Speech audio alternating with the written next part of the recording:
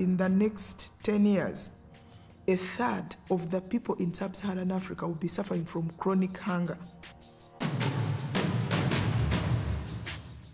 There's an unrealism about the seriousness of the world food problem that I find rather scary. Everything should be done to uproot poverty and break the cycle of poverty in Africa. Si l'on ne fait rien, la disette sera sous peu une catastrophe en Afrique subsaharienne, qui recèle pourtant un immense potentiel agricole inexploité. The potential is there, but the potential, you can't eat potential. You've got to have reality, grain and food to eat, to relieve human misery.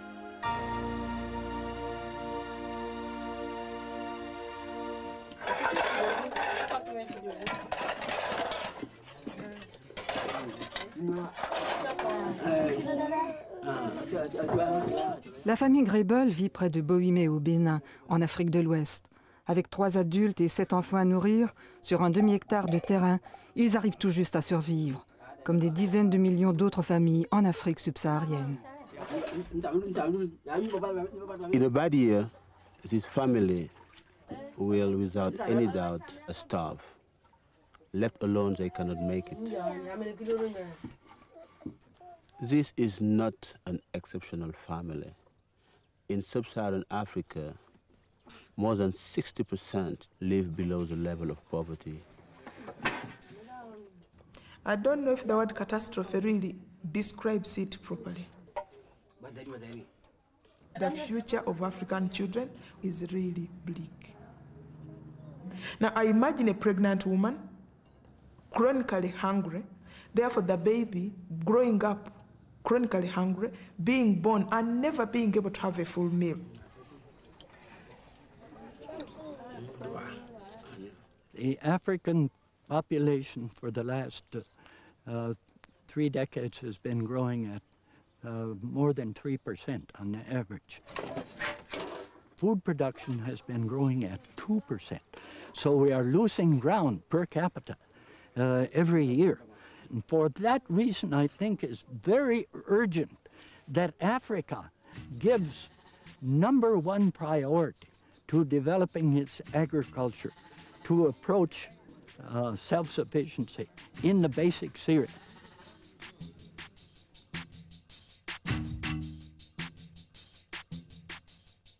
Il y a 200 ans, la Terre comptait moins d'1 milliard d'habitants. Il y a 70 ans, sa population était passée à 2 milliards. Elle est aujourd'hui de près de 6 milliards et un enfant meurt de faim toutes les 3 secondes. D'ici 50 ans, la population mondiale aura doublé pour atteindre environ 11 milliards d'habitants. La bombe démographique a explosé.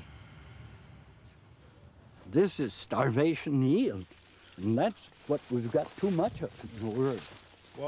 Le docteur Norman Borlaug s'est vu décerner le prix Nobel de la paix en 1970 pour avoir rendu possible l'amélioration du rendement des cultures vivrières de base en Inde et au Pakistan après les famines des années 60, ce qu'on allait appeler la Révolution verte. Il inspire aujourd'hui, à travers le programme Sasakawa Global 2000, une nouvelle révolution verte en Afrique subsaharienne, la région du monde la plus menacée par la faim, avec chaque année 10 millions de gens de plus vivant dans la pauvreté absolue. Le Ghana, le Bénin et la Tanzanie. 3 pays très différents, mais dont la population va doubler dans les 22 prochaines années et qui sont confrontés à une même nécessité, révolutionner leur agriculture.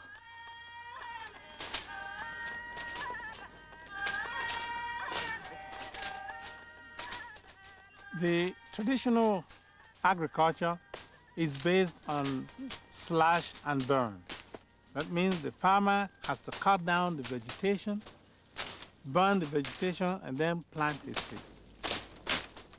Traditional shifting cultivation was a stable system from an ecological point of view when the population pressure was low. Today, of course, farmers are forced to stay on the same piece of land. And so we have what we call continuous cultivation. La famille Grébel n'a pas d'autre alternative que d'essayer de survivre sur son demi-hectare de terrain. Le travail est éreintant et le rendement très faible. People historically have settled on fertile soils where there's enough rainfall to do good crop production. What is outstanding now, what it's amazing now, it's to see these very fertile soils producing so little. The reason why, it's massive nutrient depletion. The nutrients have been taken out mainly as crop harvests and not returned enough via crop residue returns or manures or fertilizers, and therefore the soil has been gradually depleted of nutrients. So what was once very fertile, excellent soils is now just totally infertile soil.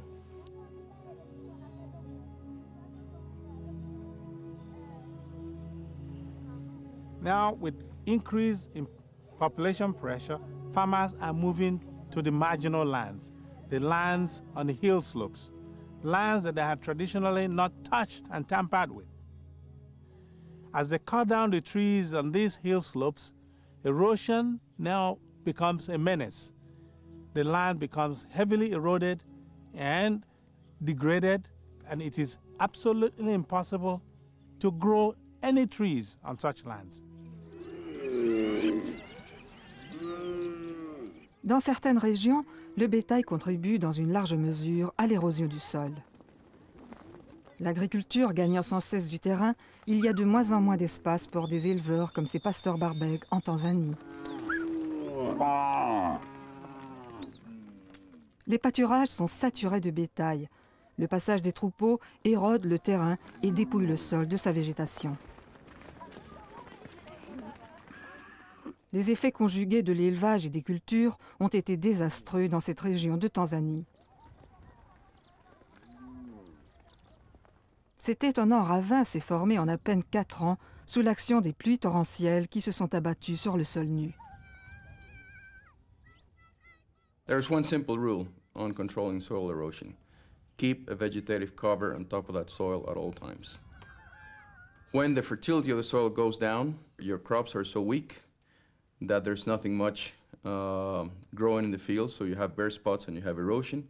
Then the farmers are so desperate that they grab all the crop residue, stalks and non-grain things after harvest and do something with them. In the case of Ethiopia, burn them for fuel.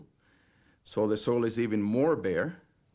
You have bare soil, here comes the rain, big splashes, big drops, and the soil goes downhill.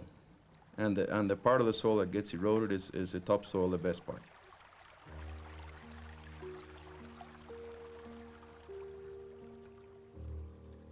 Ici, à Babati, en Tanzanie, le lac est en train de s'envaser.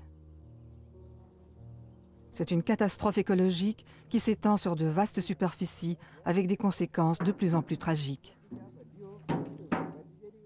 As population goes up and at the same time nutrient depletion continues unabated, land degradation becomes a real nightmare.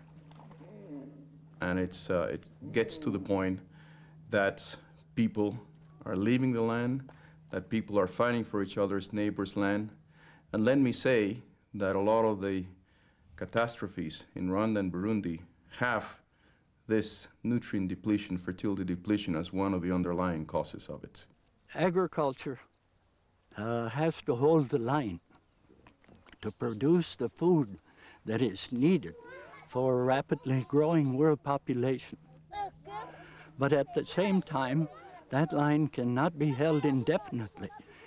It's a question of holding the line while the world population is being educated to the fact that there's a certain carrying capacity of this planet Earth, utilizing its land and water resources.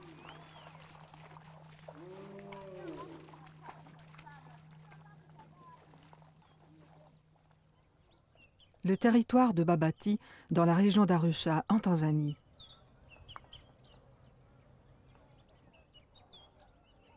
D'une ferme à l'autre, le contraste est troublant.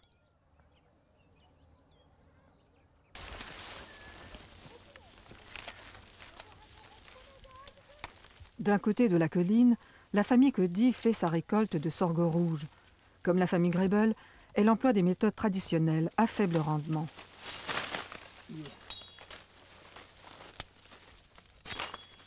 À moins de moderniser son agriculture, elle est condamnée à endurer une situation alimentaire rendue précaire par des précipitations incertaines et un sol de moins en moins fertile.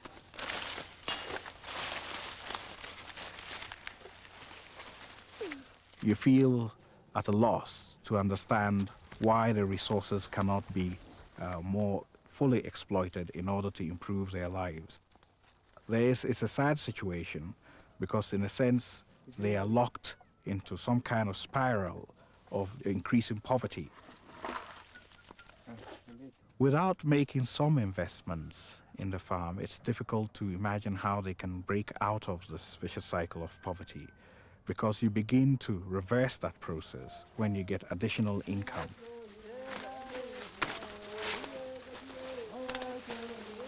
De l'autre côté de la colline vivent Barnabas et Levina Bura. Quand ils sont arrivés il y a 20 ans, ils vivaient dans la même insécurité alimentaire que la famille Cody. Leur situation a changé il y a 4 ans, quand ils sont passés à la culture intensive. Wherever there's a technology which benefits the farmer, of course he's interested in adopting it. And many of the farmers have shown a great deal of keenness to increase their productivity and therefore their income. L'apport technologique initial de la révolution verte consiste à introduire de meilleures variétés de semences, accroître la fertilité du sol et mieux gérer les récoltes. Ces seuls facteurs permettent de tripler ou quadrupler le rendement du maïs.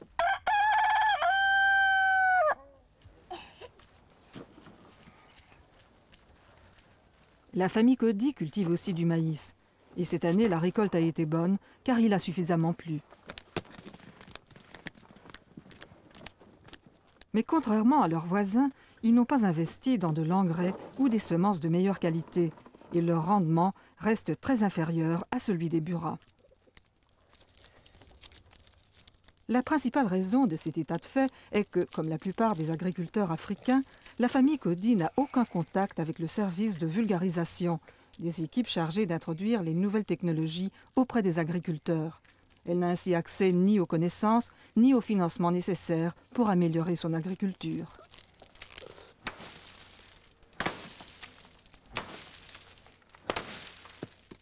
Les Bura ont eu la chance d'avoir les deux. Le service de vulgarisation leur a transmis les connaissances et ils ont bénéficié de prêts sous forme de semences de qualité et d'engrais chimiques pour la première année de mise en application des nouvelles méthodes. Prêts qui furent entièrement remboursés dès la première récolte. Un rendement 3 fois plus élevé allait engendrer une période de prospérité sans précédent pour les Bura. Ils peuvent désormais stocker leur maïs et ne sont plus obligés de le vendre à bas prix immédiatement après la récolte.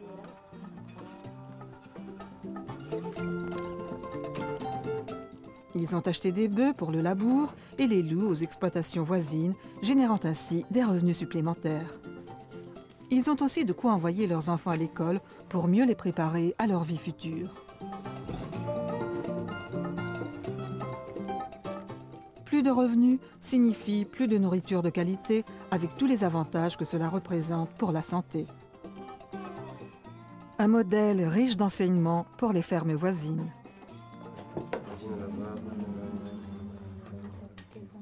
En mettant les nouvelles technologies à la disposition des Bura, la vulgarisation aura donc eu un impact encore plus important sur la communauté tout entière. I get an inspiration when I come to this farm because I see someone who is applying all the knowledge that he has at his disposal.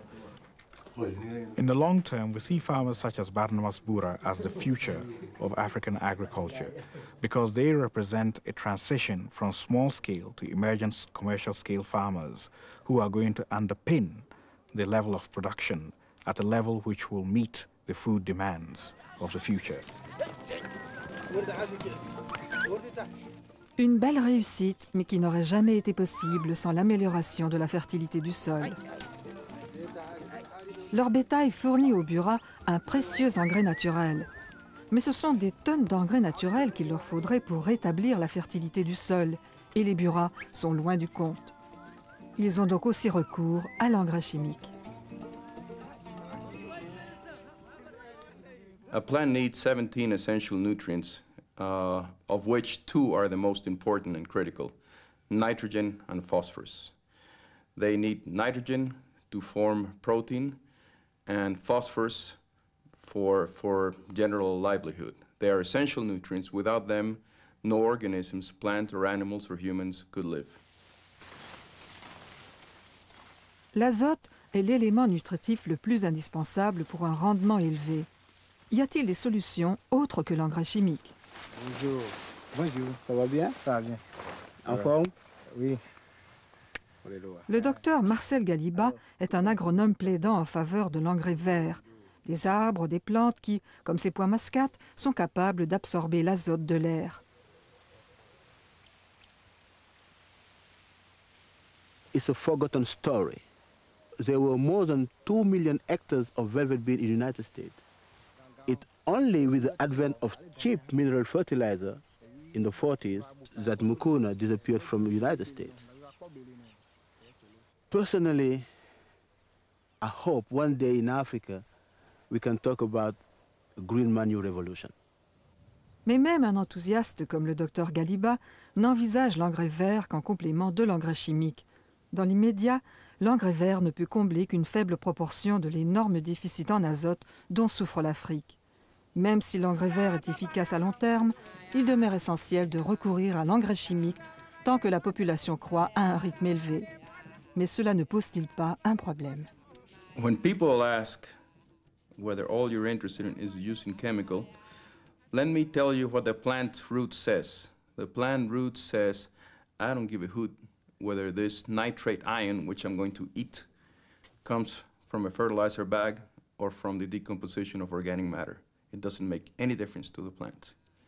So to me, the use of chemical fertilizers is a means to an end. And I advocate its strategic use very much in tune with organic sources of nutrients as well, the combination of both. The plant doesn't care. Sur ce terrain pilote, on a laissé cette moitié sans engrais chimique. L'autre moitié a été traitée avec une petite quantité et le rendement a grimpé de façon spectaculaire. Mais ces produits chimiques ne sont-ils pas dangereux pour l'environnement? We have to admit that there's some truth to that. And the truth is in the pollution of rivers and drinking water and so on caused by excessive fertilizer applications in the temperate world. Dans des régions tempérées comme l'Europe, on utilise en moyenne plus de 200 kg d'engrais par hectare. En Afrique, la moyenne est d'environ 10 kg. This situation of excessive nutrient loading in the temperate world contrasts totally with nutrient depletion, which we have in Africa. It's just the opposite. And I would say, on the contrary, that improved, more productive agriculture in Africa will work very much towards environmental conservation. If you can produce much more in a hectare of fertile, productive soil, there is less need to go and clear additional land, which is very marginal. That is certainly the case, and that has helped tremendously in Asia.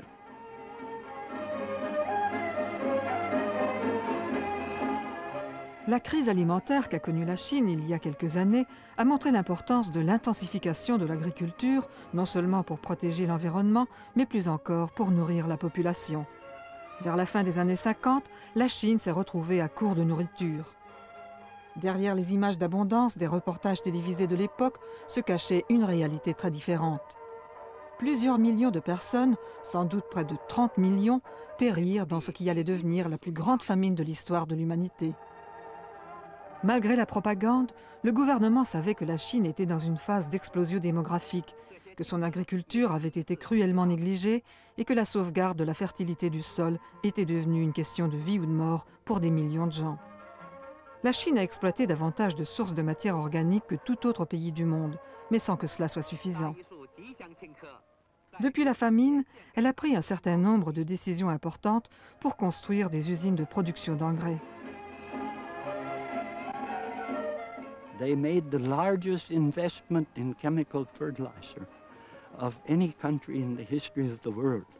1,000 ton a day anhydrous ammonia plants, the urea converters. They also initiated many small phosphate fertilizer plants made from domestic rock. Chemical fertilizer is being used here in much larger quantities. Les engrais ont transformé son agriculture. La télévision n'a plus eu à mentir sur les récoltes. La révolution verte a permis à la Chine de tripler sa production de céréales depuis le début des années 60.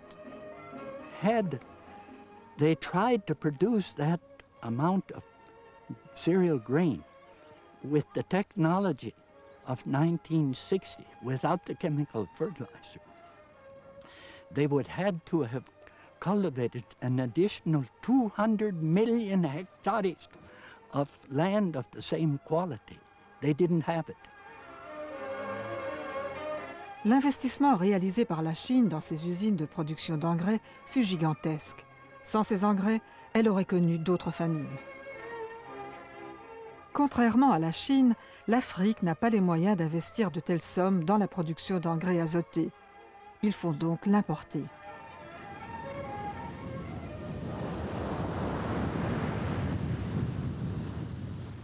Mais qu'en est-il de l'autre élément nutritif essentiel, le phosphore? Doit-il lui aussi être importé? Le docteur Mokounié et le docteur Galiba parlent d'une expérience tentée pour la première fois au Togo par le Centre international de développement des engrais.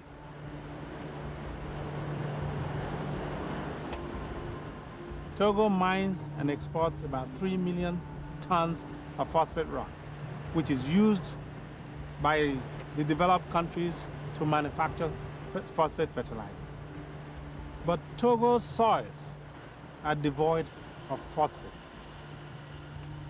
It's only now that we're beginning to say, what are we doing? We can use these materials that are indigenous to us. Le Togo possède de vastes gisements de phosphate. Cette carrière à ciel ouvert fait 7 km de long. Le gisement entier s'étend sur 45 km. 24 heures sur 24, on extrait les phosphates de cette mine et on les transporte à l'usine d'enrichissement où ils sont traités. La quasi-totalité du commerce extérieur togolais provient de cette seule industrie. Sans elle, le pays s'enfoncerait encore plus dans la pauvreté. Mais ce que suggère le docteur Mokounié ne menace en rien les exportations de phosphate du Togo. L'un des sous-produits du processus de production est une bouillie constituée de minuscules particules de phosphate, trop petites pour avoir assez de valeur commerciale pour l'exportation. Une fois séchée, cette substance a une texture poudreuse. We have called these materials the phosphate fines. We have taken some of this material and we've applied them to the fields. And lo and behold, they are very, very good in improving the phosphate fertility of the soils.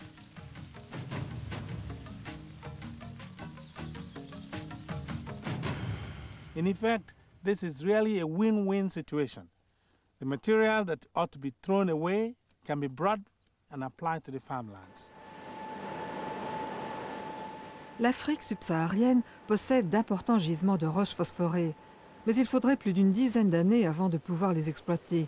Et à moyen terme, il est essentiel de continuer d'importer de l'engrais phosphaté.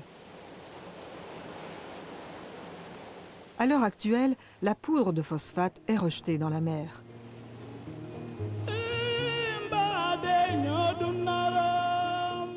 C'est malheureusement le sol africain que l'on vide ainsi de sa sève.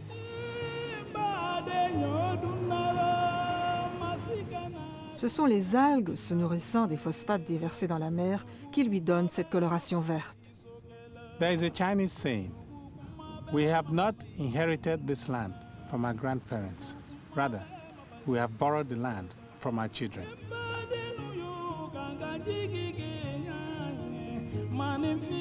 L'exploitation du potentiel de la poudre de phosphate requiert d'importants travaux de recherche et de développement. Dr Edward Chu, économiste et ancien directeur de l'agriculture à la Banque mondiale. The investments we make in science, in those two fields, science and technology, are really the driving force of our economy today. I mean, if you look at increases in output across the economy, in developed countries like US and Europe, et cetera, almost all of those increases in output are attributed to our investments, to past investments in science and technology. That is true in agriculture in spades. L'une des principales causes du retard de l'agriculture africaine est le manque de connaissances. Le transfert de technologies n'est possible qu'à travers une recherche bien organisée et une vulgarisation efficace. La recherche est essentielle au développement de nouvelles technologies et à l'adaptation des technologies existantes à l'environnement local. Mais la question fondamentale est de savoir comment la recherche peut profiter à l'agriculteur. Le passage des technologies du laboratoire à l'exploitation agricole réclame à la fois un réel engagement des scientifiques et une meilleure formation du personnel de vulgarisation. The research stations are the pumps, the wells that are pumping out new knowledge. Unfortunately, in most developing nations, the linkage between research and extension is very weak. L'Afrique compte cependant de plus en plus de scientifiques déterminés à renforcer ce lien pour transmettre les connaissances scientifiques de base aux agriculteurs. Le docteur Catherine Kouité, l'une des grandes spécialistes en pathologie végétale, travaille sur les maladies des céréales. Et le docteur Mary Mungonja dirige le programme de culture de l'orge. Mais leur contribution ne s'arrête pas à la recherche scientifique. Toutes deux sont membres fondatrices de l'Association tanzanienne des femmes professionnelles de l'agriculture et de l'environnement. Et l'une de leurs missions est de permettre aux communautés les plus pauvres de bénéficier des résultats de la recherche scientifique.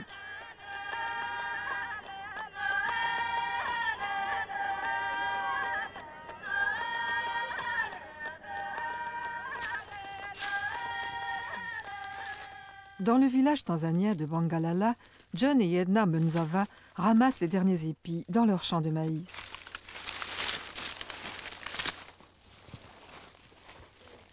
Cette année, leur hectare de maïs a produit juste assez pour 3 repas. Une récolte désastreuse pour une famille de 10 personnes. It's like we've a price to pay, a debt to pay to these people, to the rural people. When you come and see other people starving or near starvation, then my conscience, touches me because I have a duty. I went to school not to save myself only, but to also help other people. Sans une agriculture prospère, ces villages offrent bien peu d'avenir à la prochaine génération. Ici, c'est le manque d'eau qui rend la culture du maïs difficile. Les versants abrités du Kilimandjaro ne reçoivent pas assez de pluie pour permettre de faire pousser le maïs. Mais que peuvent faire des agronomes comme le docteur Kouité et le docteur Mungonja pour des communautés comme celle-ci? But the main trouble is drought. It's drought, yeah. All dried up. And some diseases too. And also Le problème du maïs est le même dans toute la région. Cette communauté est passée au maïs depuis que l'aide alimentaire le leur fournit gratuitement, même si c'est une culture mal adaptée à leur milieu. Une autre céréale donnerait pourtant de bien meilleurs résultats.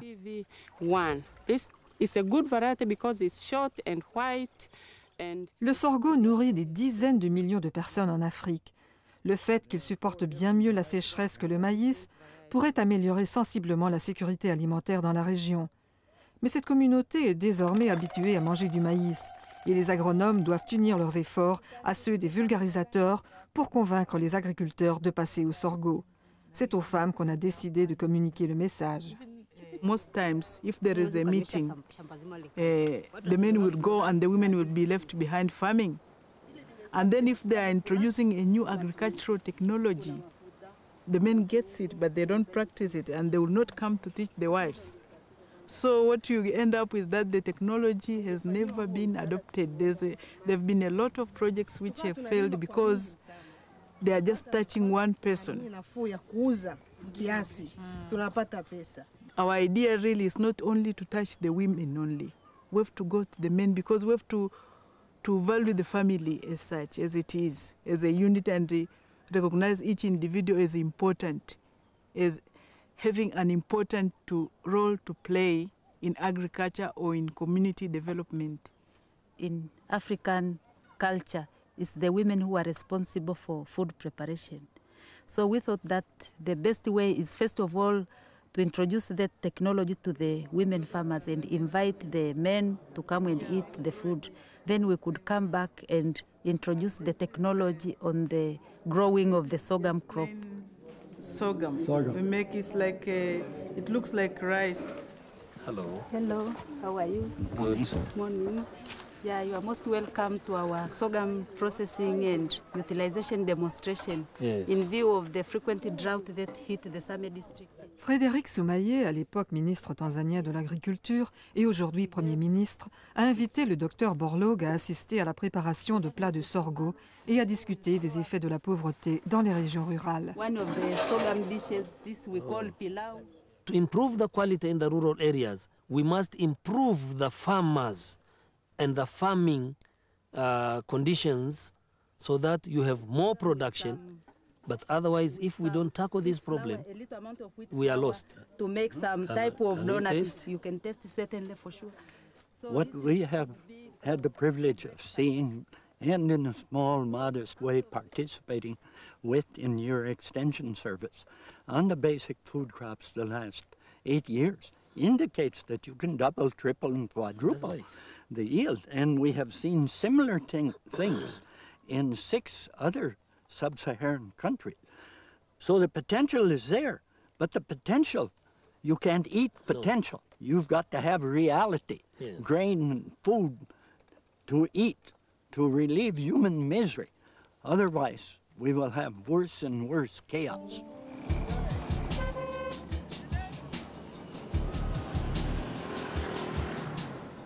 Des jeunes que la pauvreté a poussés vers la ville sans véritable emploi. Un problème qui touche l'Afrique subsaharienne tout entière. Most of the cities are now flooded with young men, almost doing nothing. They carry around some few things in their hands, trading in the streets, but which really does not make any living at all. When you have poverty, and when you cannot feed your own people, people have no money, people have no food, people have nowhere to stay, then the outcome is normally a civil strife.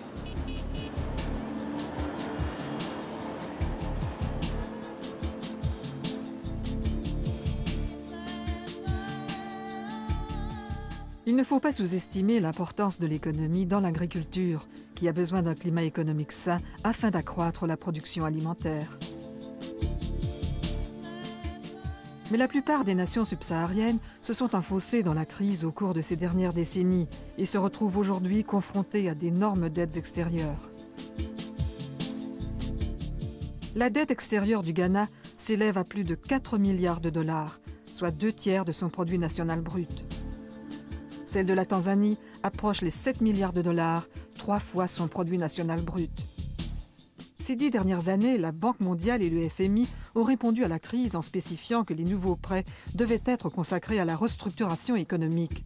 Cette mesure a eu un effet déterminant sur 2 des éléments essentiels du redressement de l'agriculture, les engrais et les semences. TanSeed, l'organisme national de production de semences en Tanzanie. Avant la restructuration économique, TanSeed était l'unique fournisseur de semences certifiées pour les agriculteurs tanzaniens. L'une des principales mesures de restructuration prises par la Banque mondiale fut d'ouvrir le marché aux producteurs privés, ce qui a plongé TanSeed dans la crise.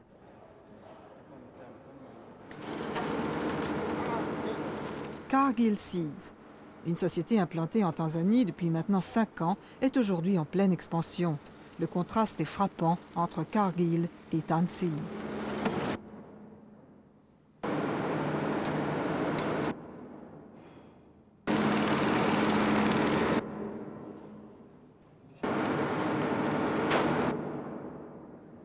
La plupart du temps, TanSeed ne peut pas faire tourner ses machines, faute d'électricité.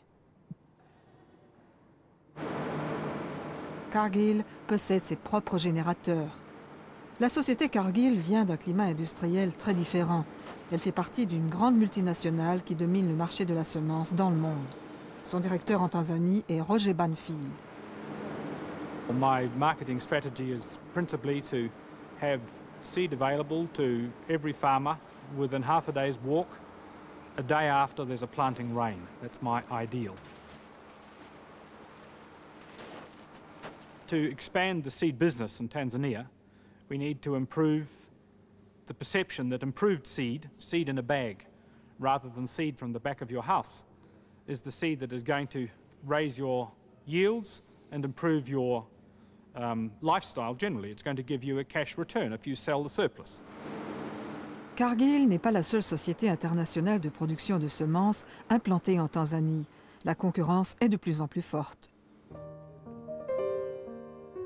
Avec un personnel trop nombreux et des capitaux insuffisants, TanSeed ne semble pas être en mesure de pouvoir survivre dans ce milieu concurrentiel. Les réalités économiques l'ont exposée à un choc culturel dont elle risque de ne jamais se remettre. Mais quelles sont les perspectives de succès pour Cargill? La Tanzanie est un marché de petits exploitants que les difficultés économiques actuelles mettent bien souvent dans l'impossibilité d'acheter des semences de qualité. Cargill affirme être présent pour un moment, mais combien de temps restera-t-elle si elle ne fait pas de bénéfices? L'usine est arrivée dans des conteneurs, prête à monter dans un entrepôt en location, et elle pourrait bien repartir de la même façon. Y a-t-il une autre option? La réponse se trouve peut-être au Ghana.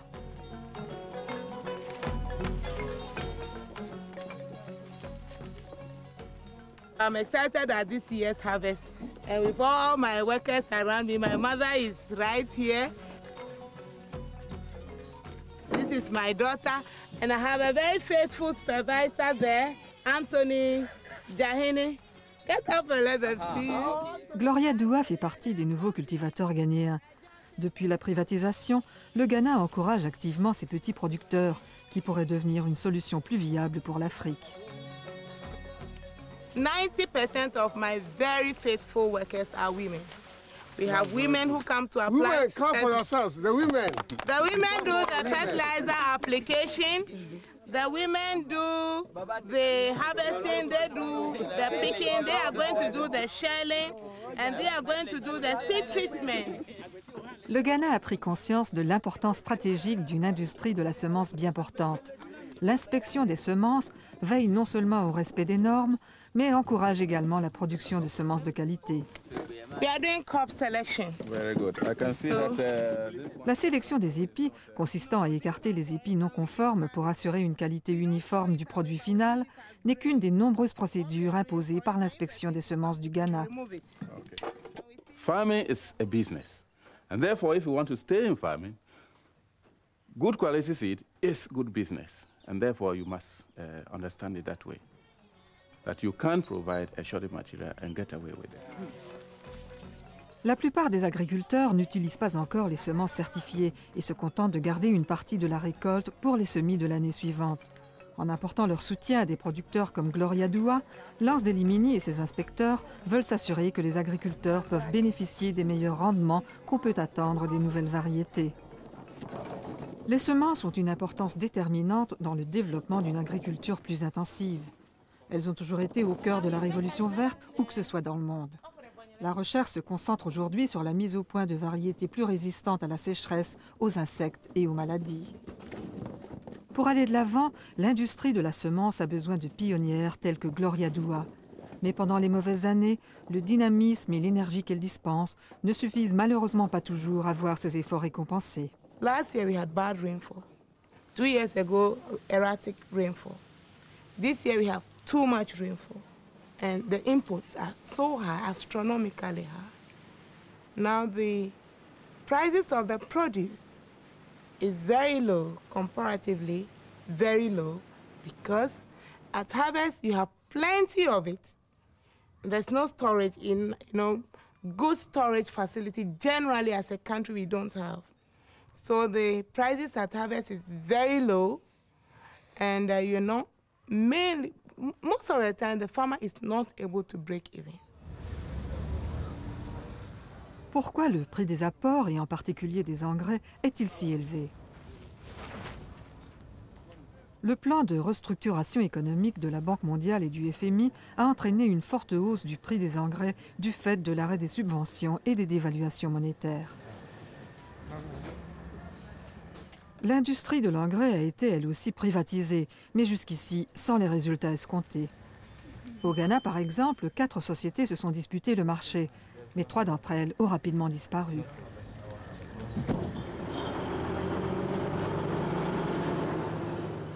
Vienco reste le seul importateur. Mais même avec le monopole du marché, les bénéfices se font attendre. Dora Barner, la comptable de la société. Under normal circumstances, after the farming season, which is around July, August, our stock position should be negligible. That's only about a few bags. But we have $700,000 worth of goods. So we have quite a substantial stock standing, and this stock will have to wait for another 12 months before we'll be able to sell them. À l'origine de ce stock d'invendus, le prix élevé des engrais causé par l'inflation galopante et l'arrêt des subventions imposées par le FMI.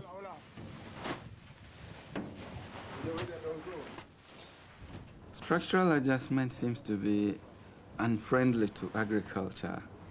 Once subsidies are withdrawn, that's coupled with local inflationary trends, shoots up input prices so much so that the average farmer is unable to afford them. The net result is reduced production resulting from reduced utilization of these inputs. Hey, make it drop up, make it down, make it come down. Les subventions ont cessé dès le début des années 90. Avec la montée des prix, la consommation d'engrais a chuté de façon catastrophique. Elle représente aujourd'hui à peine un quart de ce qu'elle était à la fin des années 80. Faut-il vraiment que les pays africains avalent l'amère pilule économique du FMI? Ou ne faudrait-il pas plutôt revenir à un système de subventions? L'un des problèmes de l'ancien système était que les subventions n'arrivaient presque jamais jusqu'à l'agriculteur de cultures vivrières de base. Most of our fertilizer, for instance, was not being used in Ghana. It was being smuggled outside to neighboring countries where better prices were being offered.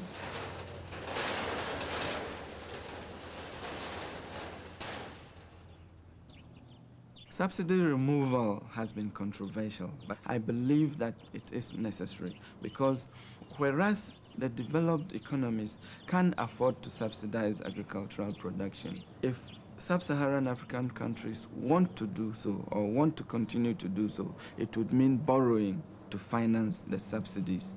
And this does not make economic sense. Et il était primordial de redonner un sens à l'Afrique subsaharienne. Avant la restructuration, la plupart de ces pays étaient dans une situation économique désastreuse, où le secteur agricole souffrait plus que tout autre. On protégeait le secteur industriel au détriment de l'agriculture, lourdement imposée.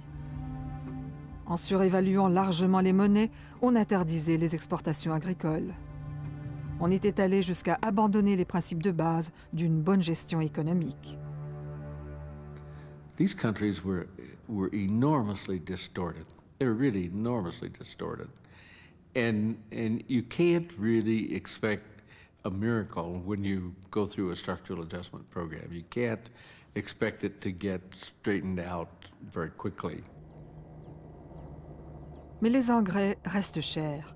Sans doute pourra-t-on réduire les coûts en améliorant le transport, en important du vrac ou en choisissant les produits les mieux adaptés. Mais le niveau des subventions atteignait 45% au Ghana et 75% en Tanzanie. On ne retire pas de telles subventions sans entraîner de sévères conséquences. It's a very painful process. I'm glad I don't have to experience it. But my guess is, my judgment is that it's better to sort of go ahead and try to do that adjustment, get it behind you, and get on with the rest of your life. I think there is a big problem of especially the developed world. They think they are the masters of every problems that we have. And therefore they always dictate the path to follow and how to solve that problem and so on. When they tell us don't give subsidies, I think really that does not help us. It's actually killing us.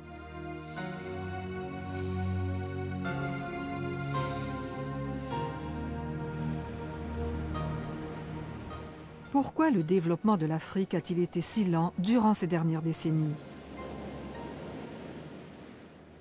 Le château d'Elmina à Cape Coast, au Ghana, l'un des premiers centres de commerce des esclaves établis par les Européens.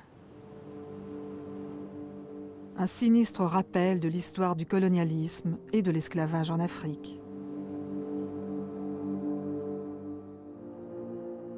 Une histoire dont les ombres n'ont pas fini de hanter la politique africaine.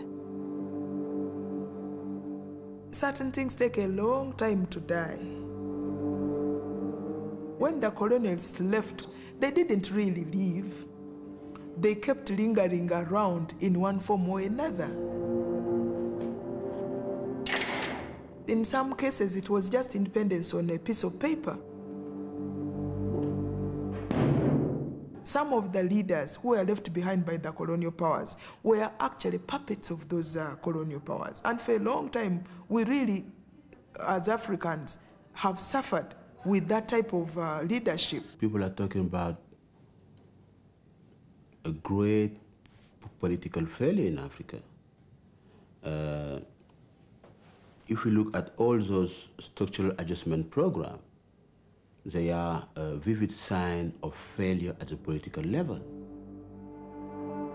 20% of the rich nations own more than 80% of the world's wealth. Unless there is a real change of the relationship, the poor countries will always continue to service the rich countries, and the poor countries will be becoming poorer and poorer. The phase we are entering now is a phase of awareness. The new leadership in the different countries is coming up with the realization that they are really in charge of their countries. Either they manage or they sink. It's not the international community to solve the problem. It's Africans themselves who must solve their own problem. But we can have some help from the international community, and we need the international community to work together. But the final issue, the final move belongs, I believe, to Africans themselves.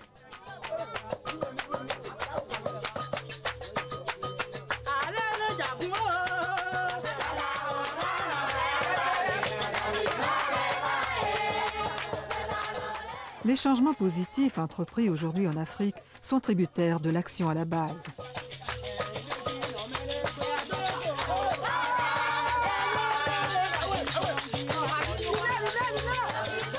Le village de Bohimé au Bénin. Le ministère du Développement rural et Sasakawa Global 2000 ont amorcé ici un processus de changement dynamique, un projet qu'on aimerait voir s'étendre à travers toute l'Afrique.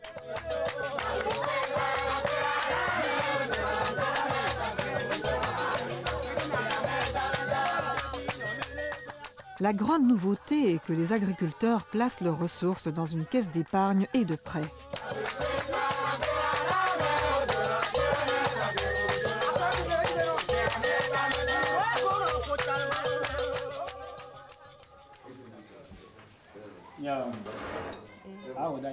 Dans une banque ordinaire, cette agricultrice n'aurait sans doute même pas pu passer la porte. Pour les petits exploitants, il est pratiquement impossible d'obtenir un crédit d'une banque locale. Un sérieux handicap pour le développement agricole en Afrique. Dans ce village, on a donc décidé de prendre les choses en main en créant une caisse rurale d'épargne et de prêts, le CREP.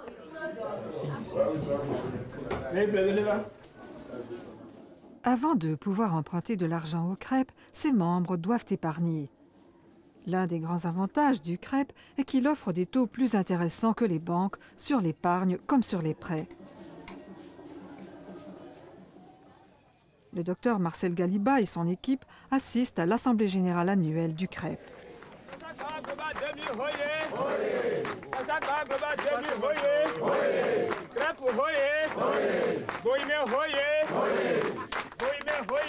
L'équipe du Dr Galiba a joué un rôle de catalyseur dans la mise en place de cette organisation remarquablement dynamique, animée par son vigoureux président. Trésorier adjoint, One of the pillars of our activities is collective action. And small-scale farmers, taken alone, they can be weak, but as a group, they become a real driving force.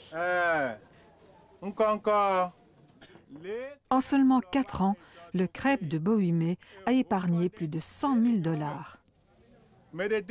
They know that their money is secure in the crêpe because you should never forget the social system in this village. They all know each other.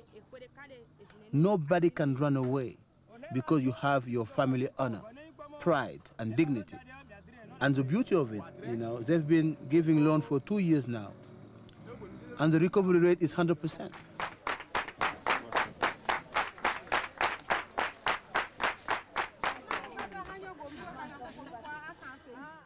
Le crêpe commence à porter ses fruits dans le secteur de la transformation des produits alimentaires. Ici, ce légume à racines comestibles, le manioc, est utilisé pour produire le gari ou farine de manioc. Des méthodes traditionnelles comme celle-ci requièrent une main-d'œuvre considérable. Cette nouvelle technologie de transformation des produits alimentaires, dans laquelle ont investi un groupe de villageoises avec un prêt du crêpe, a sensiblement réduit la quantité de main-d'œuvre nécessaire. Cela permet de générer des bénéfices sensiblement supérieurs qui, eux-mêmes, servent à investir dans d'autres équipements. If you want to talk about sustainable development, it should come from farmers themselves. It should be a grassroots movement. To me, that's the future for Africa.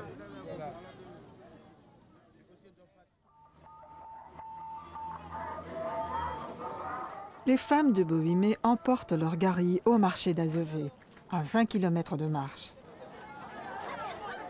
Leur nouveau pouvoir économique va permettre à ces femmes d'améliorer fondamentalement leur existence. Le développement par la base peut transformer l'ensemble de l'agriculture. On adopte de nouvelles technologies de production alimentaire, on génère des bénéfices grâce à des méthodes de transformation des produits alimentaires plus rentables. Bientôt, des industries locales commencent à émerger et l'économie est lancée. Dans presque tous les pays développés, c'est la révolution agricole qui a été le point de départ, le moteur de la croissance économique globale. Agriculture can be an engine of economic development for a number of reasons. If you develop agriculture by producing the new technology to modernize it, what you in effect do is lower the price of food. That is equivalent to an increase in real income for everybody in the economy. The additional benefit is that low-income people spend a larger share of their income on food, so you're benefiting the poor relative to the upper income groups. Le monde ne peut plus se permettre de négliger l'agriculture. L'échec engendrerait la catastrophe à l'échelle de l'humanité, le succès des bénéfices inestimables.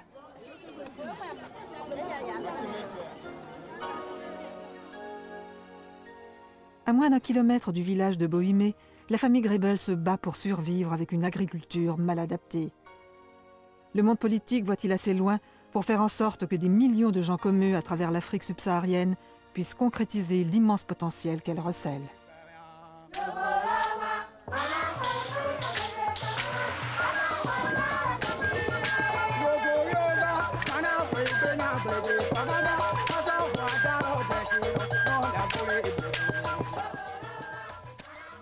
Sometimes you hear people who are in leadership arguing that the farmers don't know what they want. They know, it's just that we don't listen to them.